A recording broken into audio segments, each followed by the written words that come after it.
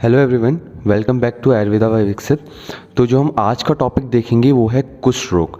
तो लेप्रोसी हम इसे मॉडर्न मेडिकल साइंस में कंपेयर करते हैं लेप्रोसी से। जो भी त्वचागत विकार आते हैं वो सभी कुष्ठ के अंतर्गत आते हैं। तो बिफोर स्टार्टिंग दिस वीडियो हम पहले ये बता दूं कि एग्ज़ाम सेशंस चल रहे हैं, एग्ज़ाम्स होने वाले हैं, इसलिए मैं भी प्रोबेबली बिज़ी रहूँगा। इस वजह से जो वीडियोज़ हैं वो इतनी फ्रिक्वेंट वे में नहीं आ पाएंगी। तो अगर कोई डाउट हो तो आप मुझे जो टेलीग्राम चैनल का लिंक है उसमें भेज सकते हैं, और जो अदर सब्जेक्ट्स के ट्रिक्स हैं वो मैं उसी में आपको शेयर कर दूंगा अगर वीडियो ज़्यादा नहीं बना पाया तो। वैसे कोशिश रहेगी कि बीच में जो भी हम रोग पढ़ रहे हैं उसी की वीडियोस जो हैं हम डाल दें। तो आज का हम कुष्ठ रोग देखेंगे, लेप्रोसी। इसके बाद हमारा एक रोग बचता है रक्तपित्त, और कुछ सजेशन मिले हैं मेरे को कमेंट सेक्शन में जिनको मैं देख के उन पर वीडियोज़ अपलोड कर दूँगा। तो स्टार्ट करते हैं अपना कुष्ठ रोग। तो सबसे पहले हम देखेंगे व्याधि परिचय।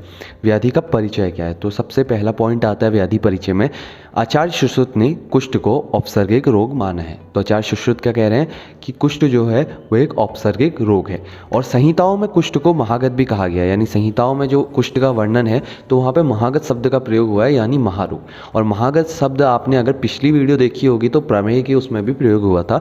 यानी प्रमेय एवं कुष्ठ दोनों ही महाव्याधियाँ हैं, महागत के अंतर्गत आती हैं, और सुश्रुत जो है कुष्ठ को औपसर्गिक रोग मानते हैं। उसके बाद तीसरा पॉइंट आता है त्वचा में होने वाले समस्त विकारों को कुष्ठ के अंतर्गत रखा जाता है या माना जाता है। तो कुष्ठ मेनली उसी पर डिपेंड करता है, त्वचा में हमारे जितने भी विकार हो रहे हैं वो कुष्ठ के ही अंतर्गत आते हैं। यानी सारे त्वचा विकार कुष्ठ के ही अंतर्गत आते हैं, जितने भी स्किन डिजीज है वो कुष्ठ के ही अंदर आएंगी। फोर्थ और आखिरी पॉइंट है कुष्ठ रोग रक्त व स्रोतस की व्याधि है। यानी कुष्ठ रोग क्या है? रक्त व स्रोतस की व्याधि है। स्रोतस हमने फर्स्ट ईयर में पढ़े हैं, और सेकंड ईयर में भी रोग निदान फर्स्ट में हम सारे स्रोतस और उनके स्थान और उनकी व्याधियाँ हमें क्लियर हो जाएंगी। नेक्स्ट आते हैं परिभाषा, और यहाँ पे मैंने लिखा है सेम निरुक्ति। तो इसका मतलब यह है कि जो की परिभाषा है वही निरुक्ति भी लगभग मैच करती है।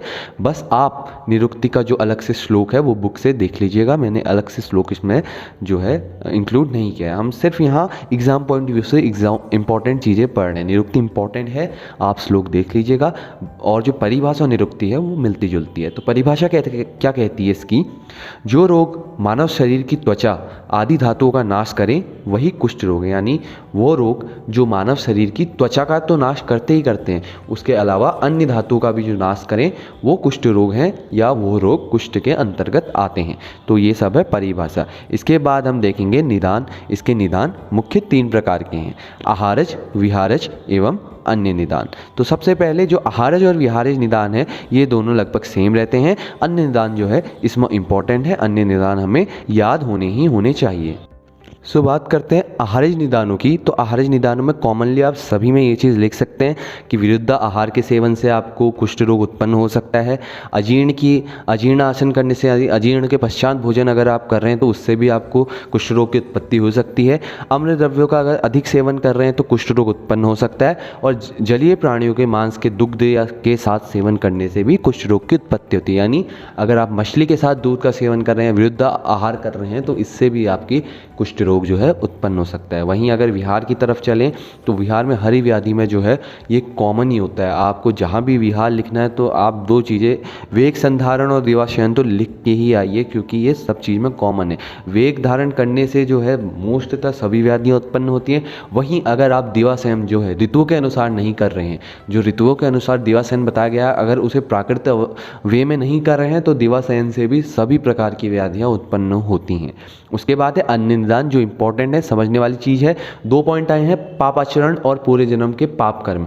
तो ये डिपेंड किस पे करता है? कुष्ठ रोग हमें आचार्य बताते हैं कि पाप आचरण करने से, यानी पाप के कर्म करने से भी कुष्ठ रोग की उत्पत्ति मानी गई है।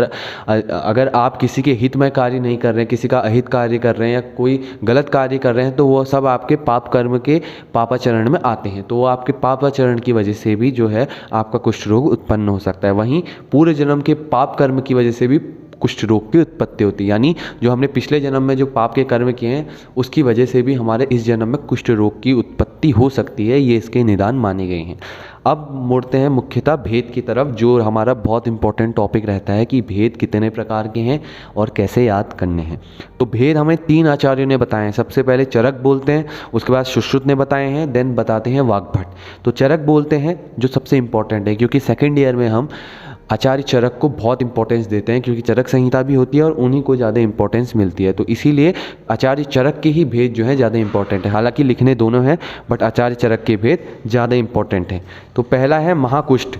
महाकुष्ठ जो है 7 प्रकार का होता है, और दूसरा है शूद्र कुष्ठ जो कि 11 प्रकार का होगा। तो ये दोनों बहुत इंपॉर्टेंट है। महाकुष्ठ 7 प्रकार का, शूद्र कुष्ठ 11 प्रकार का।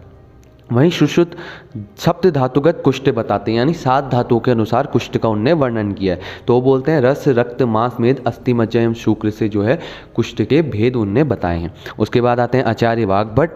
वो बोलते हैं कि दोष के अनुसार जो है कुष्ठ के भेद होते हैं, यानी उन्होंने बताया कि जितने दोष हैं उतने ही कुष्ठ के भेद भी होते हैं। तो दोषानुसार 7 प्रकार के आपके दोष होते हैं। आप इसे प्रकृति से भी कंपेयर कर सकते हैं। तो दोष क्या क्या हैं? वात, पित्त, कफ, वात पित्त, वात कफ, पित्त कफ और त्रिदोषज। तो यहाँ पे हो गया हमारा तीनों आचार्य के हिसाब से अपने भेद। तो जो हम इंपॉर्टेंस देंगे और जो मेमोनिक्स देखेंगे वो है आचार्य चरक की, और जो आचार्य सुश्रुत और वाग्भट है उनके लक्षण जो हैं धातुगत और दोषानुसार ही डिपेंड करते हैं। तो वो आप बुक से देख लीजिएगा। जो इंपॉर्टेंट है, जो एग्जाम पॉइंट ऑफ व्यू से इंपॉर्टेंट, वो है महाकुष्ठ और शूद्र कुष्ठ। इनको कैसे याद करना है, इनके लक्षण क्या है। तो इसके बाद हम अगली स्लाइड में यही देखेंगे। तो अब आचार्य चरक का अगर हम पढ़ें तो उनने 2 कुष्ठ बताए हैं, महाकुष्ठ एवं शूद्र कुष्ठ। महाकुष्ठ में उनने 7 प्रकार के कुष्ठों का वर्णन किया है, और शूद्र कुष्ठ में उनने 11 प्रकार के जो कुष्ठ हैं उनका वर्णन किया है। तो महाकुष्ठ में उनने 7 प्रकार के जो कुष्ठ बताए हैं वो हमें लर्न कैसे करने हैं, हमें याद रखनी है संधियाँ। तो जो फर्स्ट ईयर में संधि पढ़ी थी हमने कपाल, औदुंबर, मंडल, तो इन्हीं से ये स्टार्ट होंगे। हालांकि बीच में कुछ अलग आएंगे, लेकिन हमें फर्स्ट 3 जो हैं संधियों के अनुसार ये स्टार्ट हो रहे हैं, तो हमें ऐसे ही याद रखना है। कोई फालतू की ट्रिक नहीं है, क्योंकि ज़्यादा ट्रिक्स भी इतने रोग हैं, इतनी सारी ट्रिक्स हम याद नहीं कर सकते, इसीलिए ना मेन संधियों के अनुसार याद करेंगे। तो ये हैं कपाल, औदुंबर, मंडल, ऋषिजिह्व, पुंडरिक, सिद्म और कांकणक। तो ये सब 7 जो हैं महाकुष्ठ हैं, और महाकुष्ठ के अंतर्गत ये 7 कुष्ठ हैं, कुष्ठ के टाइप्स आते हैं। तो यहीं इनके लक्षण भी देख लेते हैं, ताकि बाद में हमें लक्षण नहीं पढ़ने पड़े, साथ साथ हम जो भेद हैं उनके साथ उनके लक्षण भी पढ़ते जाएं। तो कपाल में अगर हम देखें, कपाल का लक्षण क्या है? काले अरुण वर्ण का कपाल के समान जो आपका कुष्ठ होता है वो कपाल कुष्ठ है, यानी काला होता है, अरुण वर्ण का होगा एवं कपाल के समान होगा। आपको अगर ये चीज़ें भी याद नहीं रह रही हैं तो सिंपली आप याद करिए कि कपाल में दोष कौन सा वृद्ध है। तो कपाल में हमारा वात दोष वृद्ध है। तो वात दोष वृद्धि के जितने भी लक्षण होंगे, वात दोष जब वृद्ध होता है शरीर में, जो भी लक्षण होंगे वो कपाल के लक्षण होंगे। बस उसका स्वरूप किसकी तरह है? कपाल के समान, यानी घड़े के छोटे टुकड़े के समान स्वरूप है। और वात रोग, इसमें वात दोष जो है वो वृद्ध होता है, इसी के अनुसार इसके लक्षण आएंगे। उसके बाद है औदुंबर। औदुंबर में क्या होगा? दाह, कंडू, ललीमा युक्त होगा। दाह होगी, खुजली होगी और लालीपन आएगा, और इसमें क्या है? पित्त प्रधान रहता है, यानी पित्त दोष जो है प्रकोपित रहता है। तो पित्त दोष प्रकोपित के जितने भी लक्षण होंगे वो औदुंबर में आपको लिखने हैं। उसके बाद आता है मंडल। मंडल स्निग्ध होता है, घना होता है, स्थिर होता है। तीनों ही कफ के लक्षण हैं। तो आपको अल्टीमेटली याद रखना है कि इसमें कफ दोष प्रकोपित होता है, बड़ा हुआ होता है, एवं कफ के सारे लक्षण मंडल में आ जाएंगे। ऋषिजिह्व, नाम से ही साफ स्पष्ट है कि ऋषि की जिह्वा के समान आकार वाला जो होगा वो ऋषिजिह्व होगा। और वात पित्त कफ इसमें जो होते हैं बड़े हुए होते हैं, यानी इसमें क्या लक्षण लिखना है हमें? वात पित्त बड़े हुए के जो लक्षण है, वात और पित्त जब शरीर में बढ़ेगा उसके जो लक्षण है वो इसी में हम इंक्लूड करेंगे। उसके बाद है पुंडरिक। रक्त कमल के सदृश जो होता है पुंडरिक दिखता है, एवं पित्त कफ इसमें बड़ा हुआ होता है, और लक्षण इसके पित्त कफ वृद्धि के समान होते हैं। सिद्म जो है अगला, वो है लौकी के फूल के समान दिखता है, और वात कफ इसमें बड़ा है, यानी वात और कफ के वृद्धि के लक्षण जो होंगे वो सिद्म के होंगे।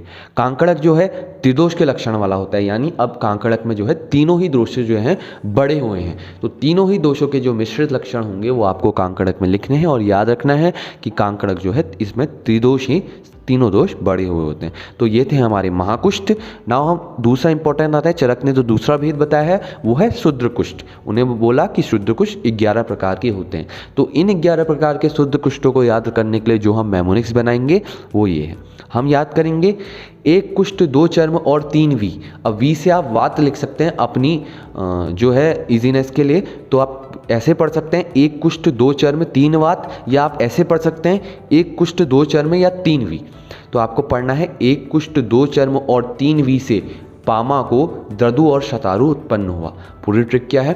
1 कुष्ठ 2 चर्म और 3 वी से पामा को द्रदु और शतारु उत्पन्न हुआ। तो यहाँ पे हम इसको डिकोड करते हैं। 1 कुष्ठ जो है वो पहला टाइप है, 1 कुष्ठ फर्स्ट कुष्ठ है। 2 चर्म से अगले 2 कुष्ठ आएंगे, वो है चर्माख्य और चर्मदल, और से आएगा चौथा कुष्ठ जो है अल्सक। 3V से यानी 3V से शुरू होने वाले हैं, तो उसमें आएगा 5वां विस्फोट, 6ठा विपादिका, 7वां विचर्चिका। उसके बाद जो 8वां है वो अपने आप में नाम है, पामा खुद 8वां है। उसके बाद क से आपको किटिव लिखना है जो है 9वां। उसके बाद 10वां है दृदु, नाम से ही दृदु लिखा है तो दृदु ही है। और उसके बाद है 11वां लास्ट शतारु। तो ये सब हो गए हमारे 13 प्रकार के कुष्ठ।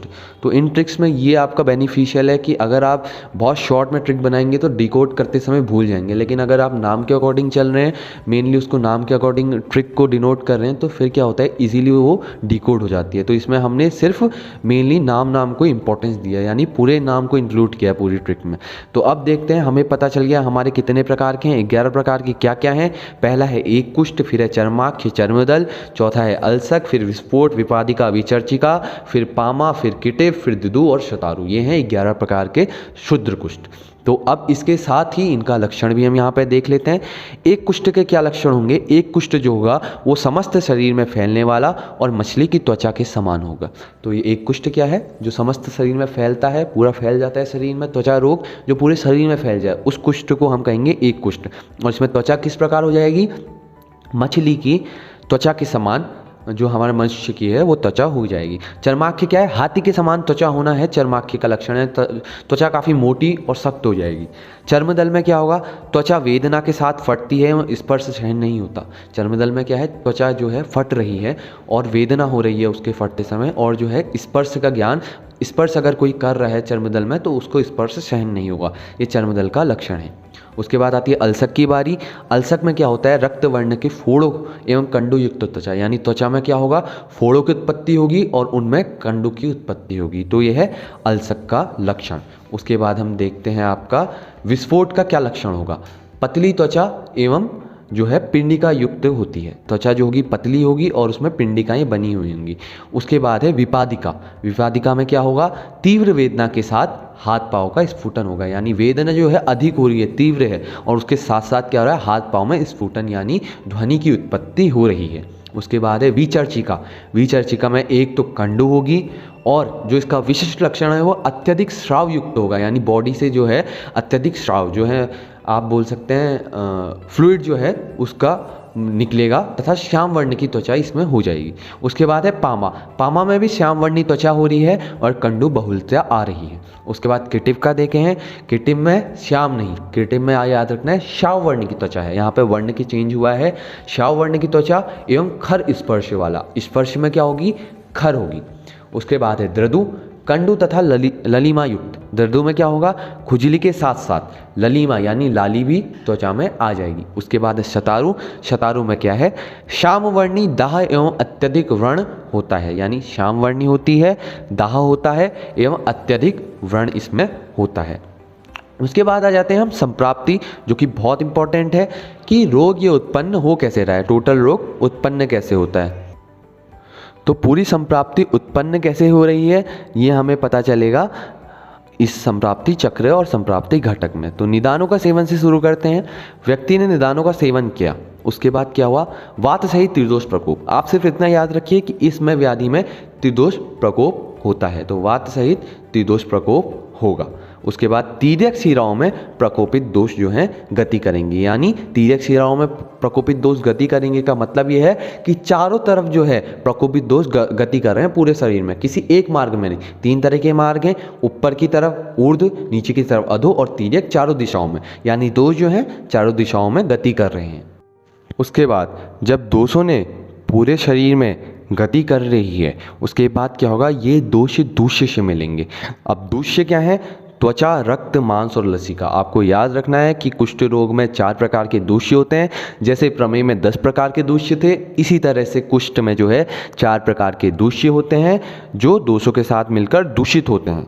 उसके बाद क्या होगा, दोष दूष्य का त्वचा में स्थान संचय, ये सब दूषित होकर क्या करेंगे, त्वचा में स्थान संचय ग्रहण कर लेंगे और शरीर के प्राकृतिक वर्ण में विभिन्नता ले आएंगे, विकृति ले आएंगे। यानी जब त्वचा में इनने स्थान संचय कर लिया तो शरीर का जो नॉर्मल वर्ण था, आपका प्राकृतिक वर्ण था, उसमें चेंजेस आ गए, वर्ण में विकृति हुई और इसी से अल्टीमेटली हमें समझना है कि कुष्ठ रोग उत्पन्न हो चुका है।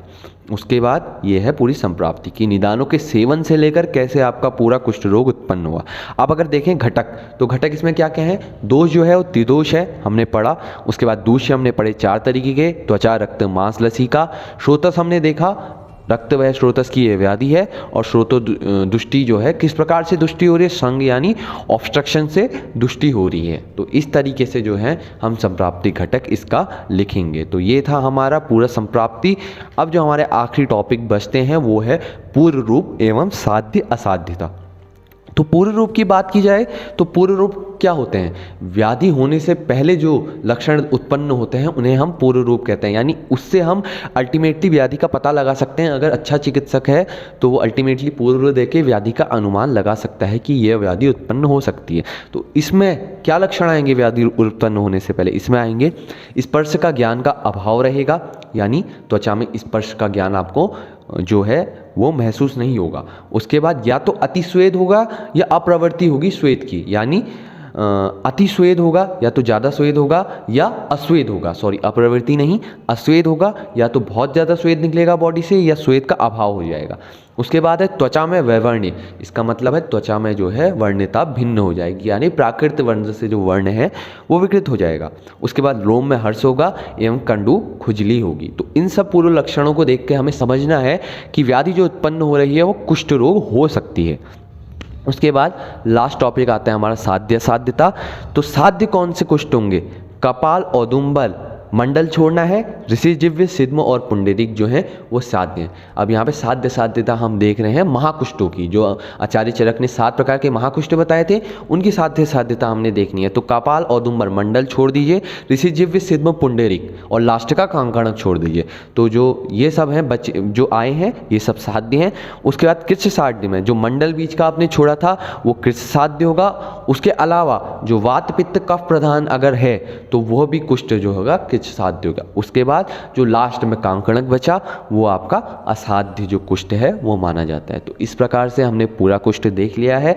ये सब चीज़ें जो थी यही कुष्ठ में इंपॉर्टेंट है। इसके अलावा पढ़ने के लिए बहुत कुछ है, नॉलेज गेन करने के लिए बहुत कुछ है, बट जो एग्ज़ाम पॉइंट ऑफ व्यू से कम समय में आपको अच्छा और एक स्मार्ट वर्क करना है वो ये है जो हमने करके दिया है। तो बस यही चीज़ पढ़ लीजिए, यही चीज़ पूछी जाती है। कुछ आप आराम से 15-20 नंबर में इसमें एक्सटेंड करके लिख सकते हैं। बस मैं सजेस्ट ये करूँगा कि ये पढ़ने के बाद एक बार बुक उठा के ज़रूर देखिए कि फर्दर उसमें जो एक्सटेंड किया है उसको, जैसे धातुगत है जो मैंने नहीं समझाया यहाँ पे, और जो त्रिदोष दोषों के अनुसार है वो मैंने नहीं समझाया, तो उसको एक बार देख लीजिए। लेकिन इम्पॉर्टेंट जो था वो इतना ही था।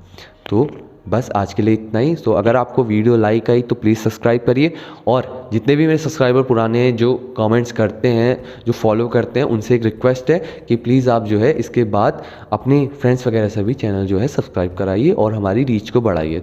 रीच बढ़ेगी तो मोटिवेशन अप होगा और वीडियोज़ जो है हम ऐसे ही बनाते रहेंगे। तो आज के लिए इतना ही। इसके बाद मिलते हैं हम रक्त पित्त की वीडियो के साथ। तो thank you and have a nice day.